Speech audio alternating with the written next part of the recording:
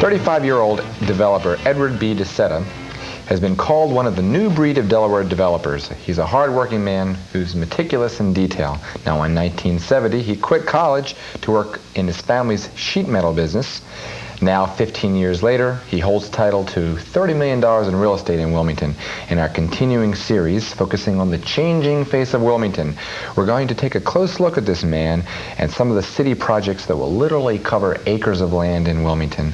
Edward, welcome to Focus Delaware. Thank you, Bob. I'm glad to be here. Now, in October of 1984, you paid $5.7 million for slightly more than an acre of land in the block bounded by Delaware Avenue in Jefferson, Washington, and 10th Streets. Developing the new parcel next to your previously developed project, the Jefferson Plaza at 1001 Jefferson Street, will cost a minimum of $100 million, it's been reported. So now you own just over 3 acres along Jefferson Street. How did all this come about, this particular project? Bob, it started back in 1981.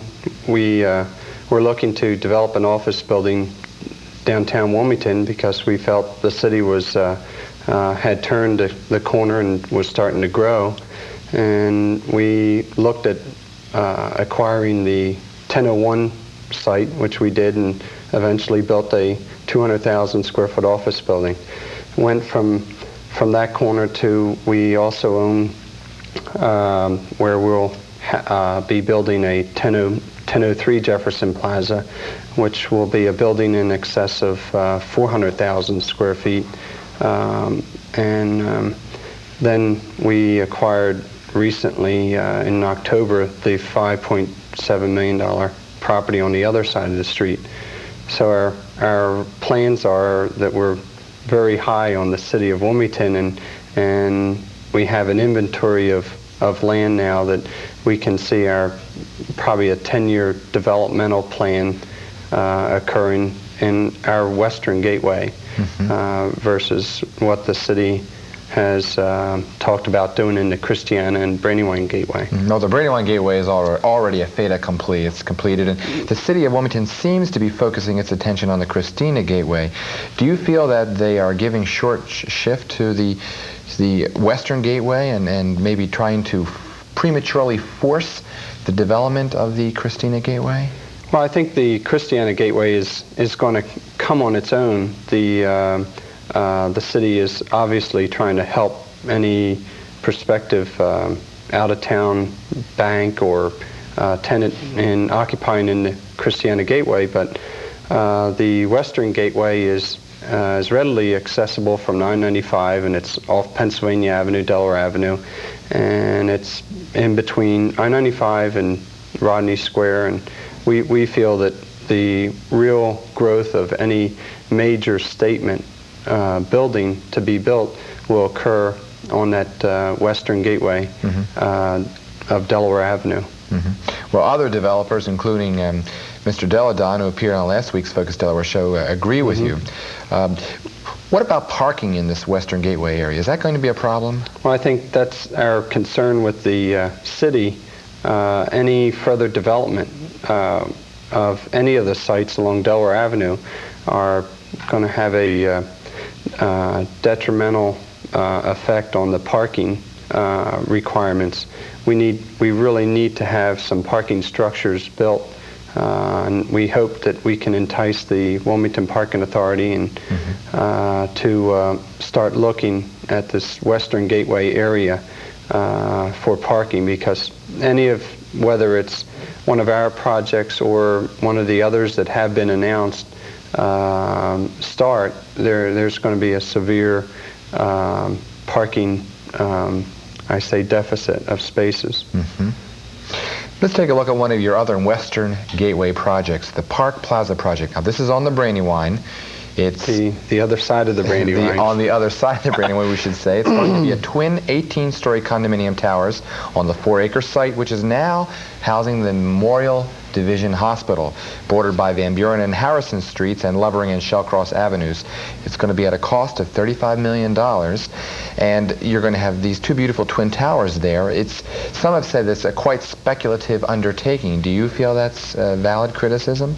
No, not really. It's a great undertaking. I guess we've had a year year and a half in the planning stages, and we've gone from city to city, and I would say we've probably have visited a little over 30 different condo projects in 30 different cities in the United States and Canada, and we have talked to developers, project managers, and construction companies as far as what the do's and don'ts of building a successful condo project, and we really have some great expectations in our design.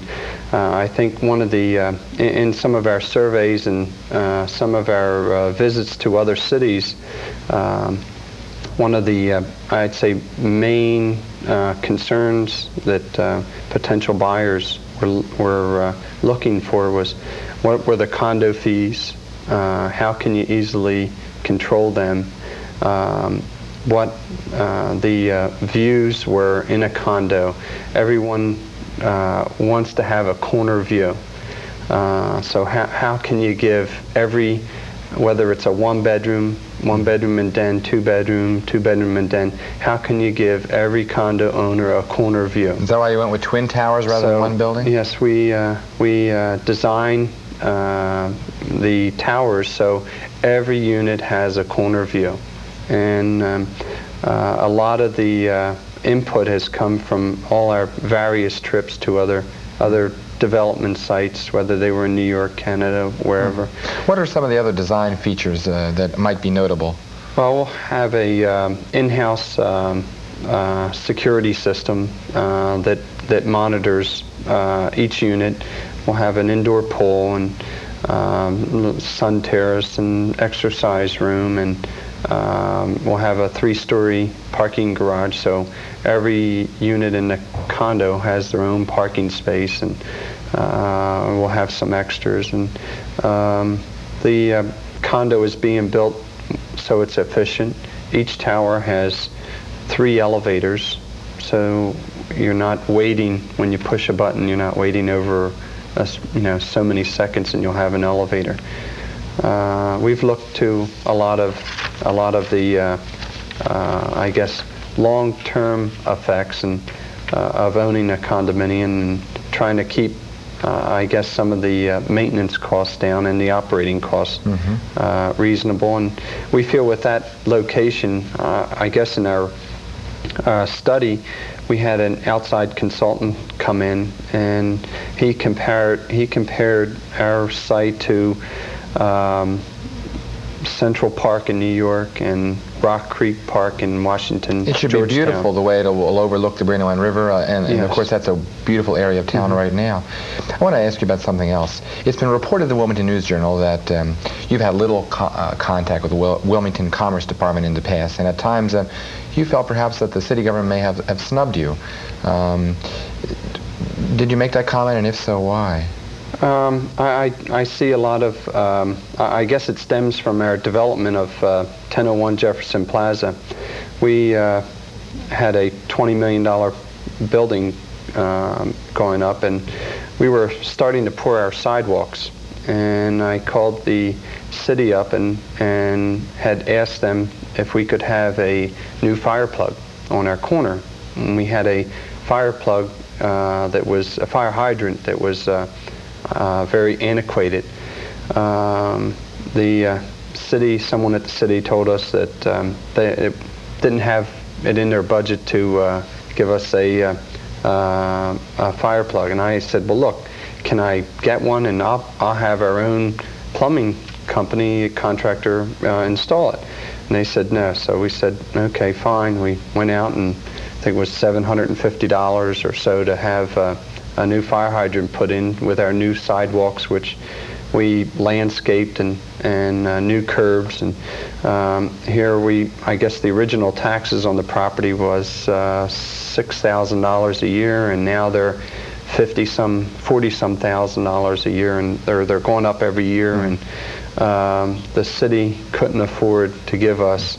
We were creating jobs, number one, not only construction jobs, but we were keeping some of the tenants that were looking to go out into the county, in the city. We were creating jobs in the city as far as management, maintenance, from management side down the janitorial side.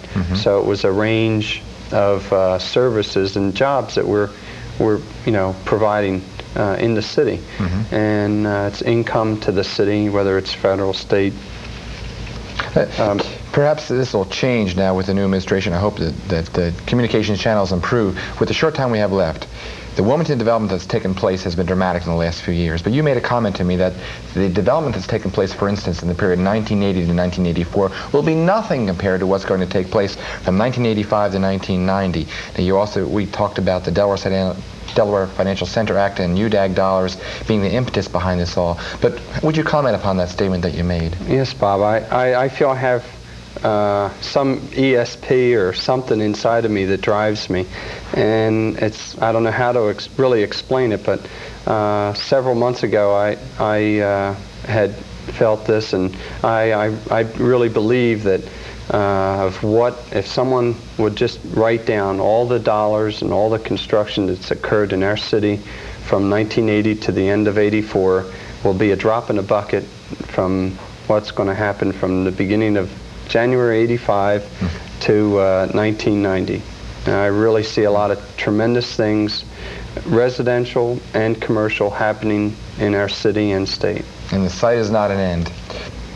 And so the end is not in sight for development in the city of Wilmington. Edward B. DeSeta, thanks for joining us on Focus Delaware. Thank you, Bob. This has been Edward B. DeSeta, Delaware developer, on our continuing series on the changing face of Wilmington. And when we return, we're going to take a visual tour of the new Delaware Medical Center. Please stay with us.